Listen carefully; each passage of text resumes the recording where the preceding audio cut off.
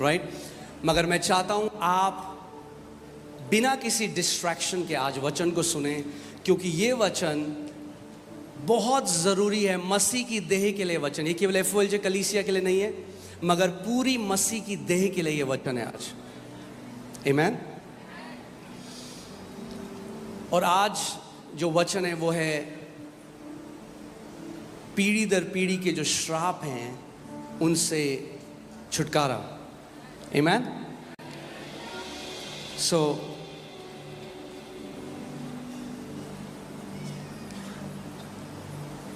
या जिसको बोलते हैं हम जेनरेशनल कर्सेस। पूरी जो लड़ाई है वो है ज्योति और अंधकार के बीच में। आज ध्यान से इस वचन को सुनिएगा, क्योंकि विश्वास कैसे आता है? सुनने से। और मैं आज आपको एक बात बताता हूं, केवल विश्वास ही सुनने से नहीं आता। गलातियों की पुस्तक में परमेश्वर का वचन कहता है कि वो परमेश्वर जो तुम्हें आत्मा की सप्लाई देता है, कंटिन्यूअस सप्लाई देता है, जो आत्मा को उंडेलता रहता है तुम्हारे जीवन में, और जो तुम्हारे बीच में चमत्कार करता है, क्या वो व्यवस्था के कामों से वो करता है या विश्वास के सुनने से? पौलुस गलातियों की कलीसिया को एक करेक्शन दे रहा है, क्योंकि उन्होंने शुरू तो किया प्रभु यीशु मसीह के ऊपर विश्वास करके, मगर वहां से फिर कर चले गए पुराने नियम में। और ये गलातियों की कलीसिया के साथ ही नहीं है, ये आज भारत में और दुनिया में बहुत सारी कलीसियाओं के साथ। सो आज ये जो पीढ़ी दर पीढ़ी, आप जानते हैं बहुत फेमस टॉपिक है, बहुत कॉन्फ्रेंसेस होती हैं इसके अराउंड, बहुत बुक्स बिकती हैं इसके अराउंड, स्पिरिचुअल वॉरफेयर में बहुत माना जाता है। मगर आज हम वचन से देखेंगे कि सच में ये जनरेशनल कर्ज है क्या, कैसे हम इसको तोड़ सकते हैं, कैसे हम इससे छुटकारा पा सकते हैं। तैयार हैं आप? एक बात मैं आपको बोलता हूं, अगर आप सच में आज का वचन ध्यान से सुने, आज के बाद जनरेशन कर्सेस आपको चिंता करने की जरूरत नहीं है। आमीन। सो ये जो टीचिंग आई पीढ़ी दर पीढ़ी की श्राप या जनरेशन कर्स, ये कहां से आई? चलते हैं पुराने नियम में, एक्सोडस 25 20:5, निर्गमन 20 उसकी 5वीं और 6वीं आयत। इसमें लिखा है, तू उनको दंडवत न करना, ना उनकी उपासना करना, क्योंकि मैं तेरा परमेश्वर यहोवा जलन रखने वाला परमेश्वर हूं, और जो मुझसे बैर रखते हैं उनके बेटों, पोतों और पर पोतों और पोतों को भी पितरों का दंड दिया करता हूं, और जो मुझसे प्रेम रखते हैं और मेरी आज्ञाओं को मानते हैं उन हजारों पर करुणा किया करता हूं। आमीन। तो ये है मेन, और भी है, पर मेन स्क्रिप्चर जिससे ये टीचिंग आई है पीढ़ी दर पीढ़ी श्राप की, वो ये है। सबसे पहली बात तो मैं बहुत क्लैरिफाई कर दूं आपको, प्रभु कह रहा है जनरेशन कर्स उनके लिए हैं दोज हु हेट हिम। कोई है यहां पे जो यीशु से नफरत करता है? Then this verse doesn't apply to you. It's there, it's there. What does it say? Go back. 5वीं आयत में जाओ। Of those who hate me, जो मुझसे बैर रखते हैं। प्रभु कह रहा है जो मुझसे मेरे बैरी हैं, जो मेरे विरोध में कार्य करते हैं, उनके मैं बच्चों और उनको दंड देता हूं। क्यों आज इतनी फेमस है ये टीचिंग जनरेशन कर्सेस की, आपको पता है? क्योंकि आज तक हम समझे ही नहीं मसीह ने क्या किया हमारे लिए। आज भी कलीसिया, the church is standing on the wrong side of covenant. आज भी अधिकतर कलीसिया पुराने नियम में खड़ी है और नहीं जानती मसीह ने हमारे लिए कितना महान कार्य किया। इसीलिए आज बंधन में, इसीलिए आज गरीबी में, इसीलिए आज डिप्रेशन में है।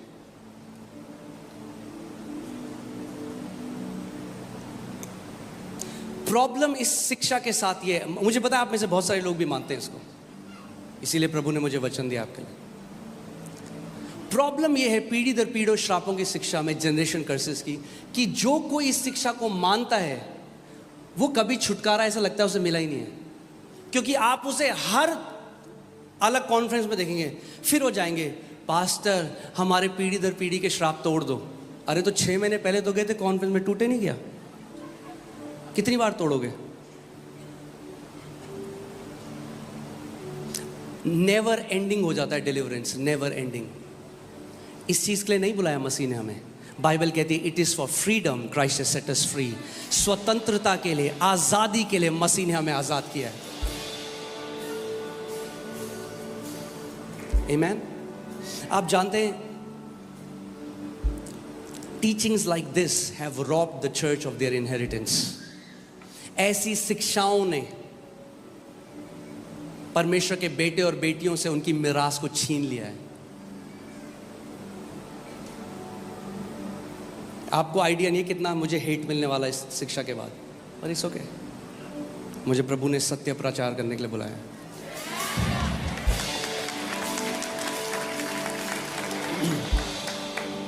आप जानते हैं नए नियम में एक भी आयत नहीं है जो कहती है हमें पीढ़ी दर पीढ़ी के श्रापों को तोड़ना है।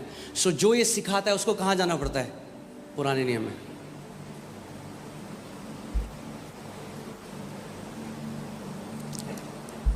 Amen? So, people who believe this never really settle. Never really settle. Never ending हो जाता है। मुझे बहुत दुख लगा, मैं इंडोनेशिया गया, वहाँ पे एक लेडी से मिला जिसका पूरा, ध्यान से सुनिए, जहाँ आपकी चेतना है वही आप एक्सपीरियंस करते हो। ओके जैसे आप सुबह उठे और आपकी चेतना चली गई, अरे यार कितना बुरा चल रहा है दुनिया में, क्या हो रहा है, तो आप वही एक्सपीरियंस करोगे। अगर आपकी चेतना चले गई परमेश्वर कितना भला है, उसकी करुणा सदा की है, तो आप वही एक्सपीरियंस करोगे। सो परमेश्वर भी आपकी चेतना के पीछे है और शैतान भी आपकी चेतना के पीछे, और शैतान भी आपकी चेतना के पीछे। आमीन। और इतनी दुख की बात है कि कितने मसीह आज हैं उनकी चेतना में क्या है? श्राप, दुष्ट आत्माएं, कलेश, और वही वो एक्सपीरियंस करते हैं। सो क्योंकि अगर देखिए Bible says we who believe have entered the rest.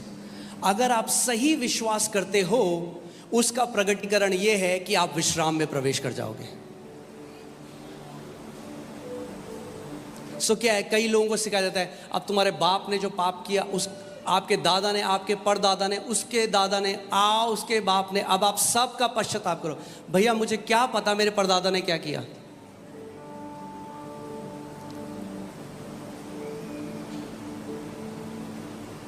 कैसे करूं मैं पश्चाताप उन चीजों का? नहीं नहीं, ये श्राप आपके पीढ़ियों से आ रहा है। क्यों ऐसी शिक्षाएं? क्योंकि मसीह का ज्ञान नहीं है। क्योंकि आज भी पुरानी वाचा में जी रहे हैं और उसी के फल को भी खा रहे हैं। राइट? आप जानते हैं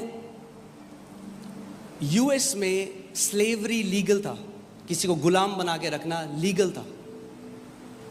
आप लीगली किसी व्यक्ति को अपना गुलाम रख सकते थे और उनके साथ बिल्कुल जानवरों जैसा व्यवहार होता था। तो प्रेसिडेंट अब्राहम लिंकन, कितने लोगों को पता है अब्राहम लिंकन के बारे में? हाँ, सबको पता है। सो अब्राहम लिंकन आए और उन्होंने एक डिक्री निकाली, यानी एक घोषणा करी जिसको बोला इमेंसिपेशन प्रोक्लेमेशन। और वो घोषणा जनवरी 1, 1863 1863 को हुई। और उस घोषणा में यह लिखा था कि आज से कोई भी व्यक्ति गुलाम नहीं रहेगा, सबको आजाद कर दिया जाए। क्या हुआ? यह घोषणा निकाल दी गई तो इलीगल हो गया अब गुलाम होना, क्योंकि सरकार ने, प्रेसिडेंट ने उस कंट्री के ये घोषणा कर दी। पर आप जानते हैं उसके 100 साल तक गुलाम थे लोगों के, आप जानते हैं क्यों थे वो गुलाम? क्योंकि उनको ज्ञान नहीं था कि हमारे लिए छुटकारे का वो डिक्लेरेशन हो चुका है। आज इतने सारे मसीह गुलाम हैं क्योंकि नहीं जानते कि क्रूस में यीशु मसीह ने कहा इट इज फिनिश्ड, पूरा हुआ। आमेन। इट इज फिनिश्ड का मतलब इट इज फिनिश्ड। हालेलुया।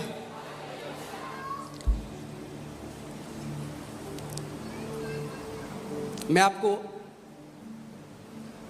इसीलिए मैं आज आपको टीचिंग दूंगा और मैं चाहता हूं आप ध्यान धरकर इस टीचिंग को सुने। और मैं ये प्रार्थना करता हूं परमेश्वर से कि पवित्र आत्मा ये प्रकाशन आज आपके दिल में प्रकट करे कि आज के बाद आप कभी भी इस चीज की चिंता ना करो कि पीढ़ी दर पीढ़ी के श्रापों की वजह से हमारा जीवन ऐसा है। आमीन। कई लोगों को लग रहा है ये क्या हो गया, हम तो इसलिए आए थे कि हमारे पीढ़ी दर पीढ़ी के श्राप तोड़ेंगे। आज टूटेंगे पीढ़ी दर पीढ़ी के श्राप, मगर प्रकाशन के द्वारा, वचन के प्रकाशन के द्वारा आज आप छुटकारा पाएंगे। आमीन। हालेलुया। क्योंकि पुराने नियम में ही मैं आपको एक बात बता देता हूं। नंबर्स, अब क्या हुआ, मोआब का एक राजा था बलाक। बलाक ने क्या किया, एक प्रॉफिट को बुलाया, परमेश्वर के एक भविष्यवक्ता, एक नबी को बुलाया जिसका नाम था बलाम। और बलाम को क्या किया, पैसे दिए और बोला इजराइलियों को श्राप दे।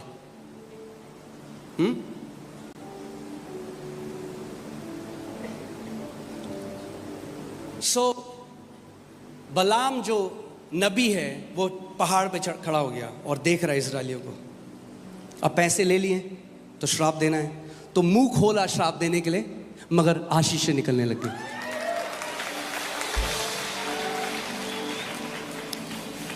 देखिए गिनती 23:11 में क्या लिखा है, तब बालाक ने बिलाम से कहा तूने मुझसे क्या किया है, क्योंकि पैसे ले लिए थे। अब राजा बोला ये क्या किया तूने, पैसे भी ले लिए, मैंने तुझे अपने शत्रुओं को श्राप देने को बुलाया था, परंतु तूने उन्हें आशीष ही आशीष दी है।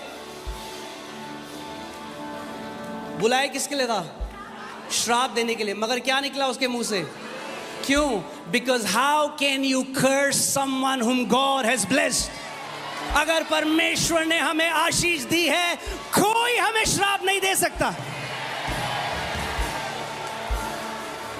आमीन। हालेलुया। फिर आपको एक कहानी बताऊंगा।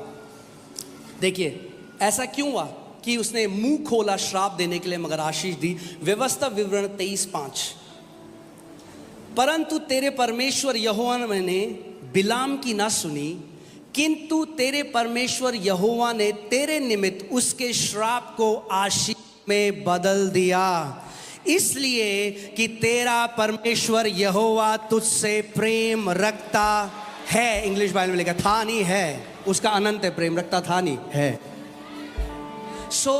जो ये बलाम है, जो प्रॉफिट परमेश्वर का, वो आज उन परमेश्वर के दासों को दर्शाता है जो आज भी लोगों को श्राप देते हैं। मेरी कलीसिया छोड़ी तो श्राप आएगा, टेंशन फ्री हो जाओ, परमेश्वर उसके श्राप को आशीष में बदल देगा।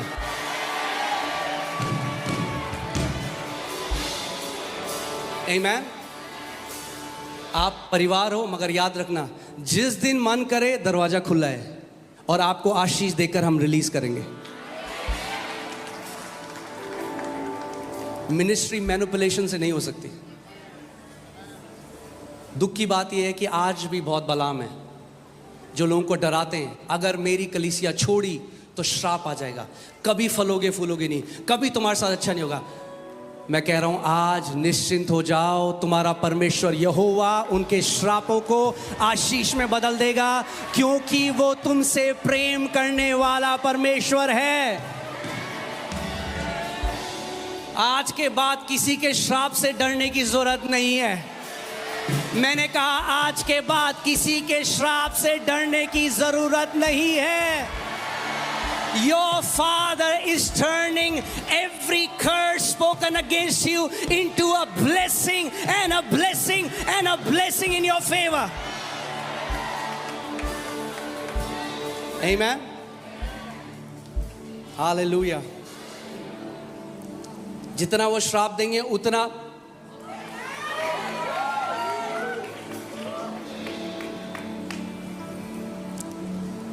Amen.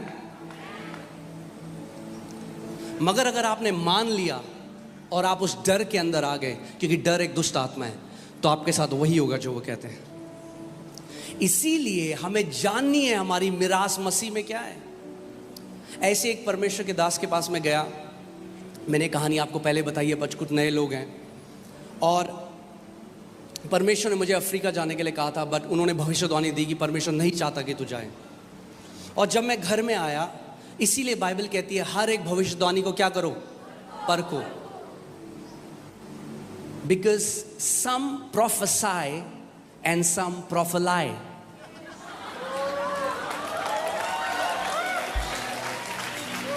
And you have to learn to discern it. Prophecies and prophelies. Yeah. So मैं जब घर आया और मैंने परमेश्वर से कहा, मैंने कहा प्रभु, मैंने नहीं कहा अफ्रीका जाने के लिए, आपने मुझे कहा. अगर आप बोलोगे तो मैं नहीं जाऊँगा. परमेश्वर ने कहा तू मेरी आवाज़ पे विश्वास करेगा एक मनुष्य की. मैंने कहा प्रभु आपकी. प्रभु ने कहा जा, मैं तेरे को भेज रहा हूँ. सो मैं गया.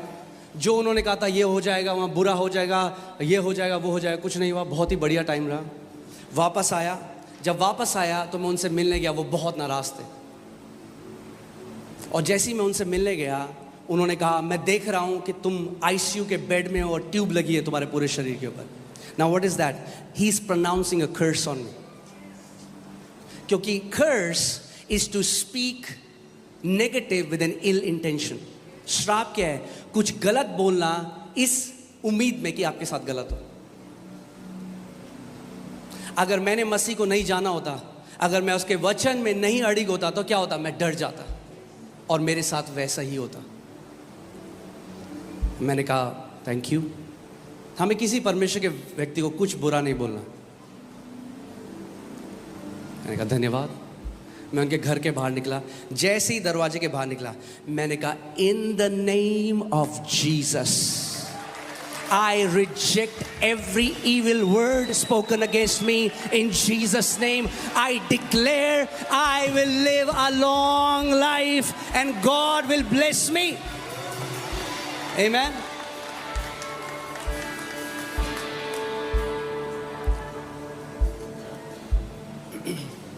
केवल अगर कोई बोल दे यहोवा कहता है, इसका मतलब ये नहीं कि यहोवा कहता है, क्योंकि वही यहोवा आपके अंदर भी रहता है. सो आपको परखना सीखना है. और मेरा दोस्त उसी व्यक्ति के पास गया और उन्होंने कहा मैं देख रहा हूं तुम्हारा कल एक्सीडेंट हो रहा है, तुम्हारी हड्डी टूट रही है. क्या हुआ? अगले दिन वो एक्टिवा चला रहा था, गिरा और उसकी हड्डी टूट गई. क्यों? ऐसा क्यों हुआ? मेरे साथ नहीं हुआ, उसके साथ हुआ. मैं आपको क्या कह रहा हूं? The power behind a curse depends upon the person, if you will believe it और नॉट.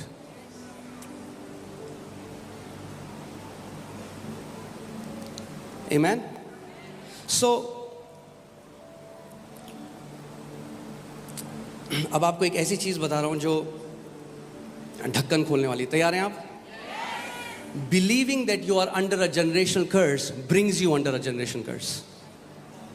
ये मानना कि आप पीढ़ी दर पीढ़ी के श्राप के अधीन हो, वो मानना ऐसा आपको लेकर आता है श्राप के अधीन. क्यों? क्योंकि यीशु ने कहा जैसा तेरा विश्वास है वैसा ही तेरे साथ होगा.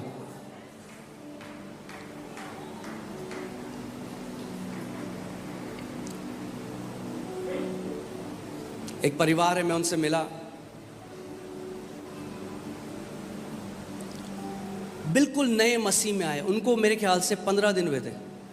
और वो मेरे पास आए, बोले पास्टर जी, मैं कहीं गया था प्रचार करने किसी दूसरे शहर में. बोले पास्टर जी हमारे श्राप तोड़ दो पीढ़ी दर पीढ़ी के. मुझे इतना बुरा लगा वो सुन के. मैंने कहा प्रभु, जिस भी व्यक्ति ने इनको शिक्षा दी, इस व्यक्ति ने इनको करप्ट कर दिया. और वो दोनों हस्बैंड वाइफ दोनों की डेथ हो चुकी है आज।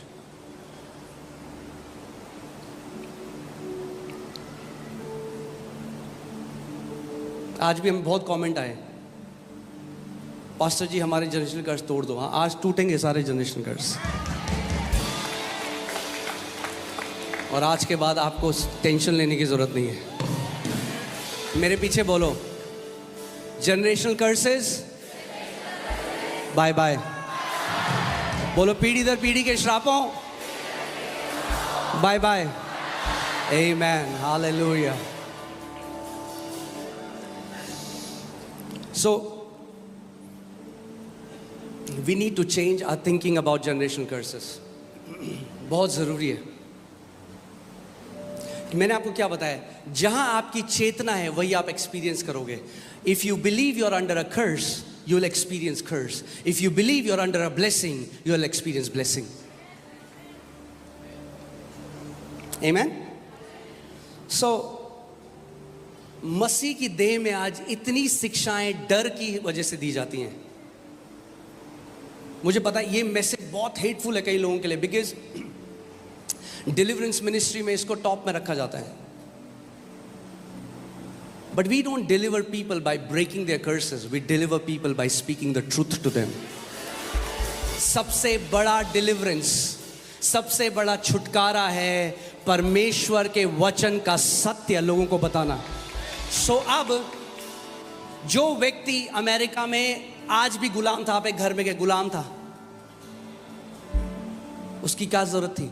उसको सत्य सुने। आप उसके बाद बोलो, भाई तुझे अब गुलामी में जीने की जरूरत नहीं है, क्योंकि घोषणा हो चुकी है कि अब सब गुलाम आजाद कर दिए जा चुके हैं। उठ, अपना राइट का इस्तेमाल कर। बोल उस व्यक्ति को कि अब तू मुझे गुलाम नहीं बना सकता।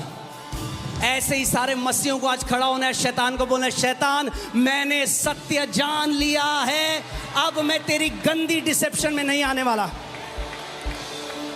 शैतान का सबसे बड़ा हथियार जो है वो है डिसेप्शन, झूठ। वो झूठ का पिता है।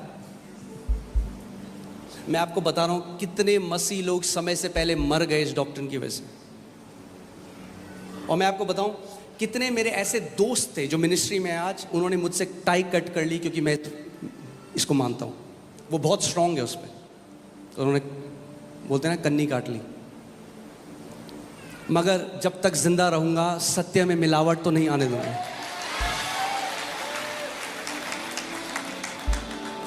आमीन।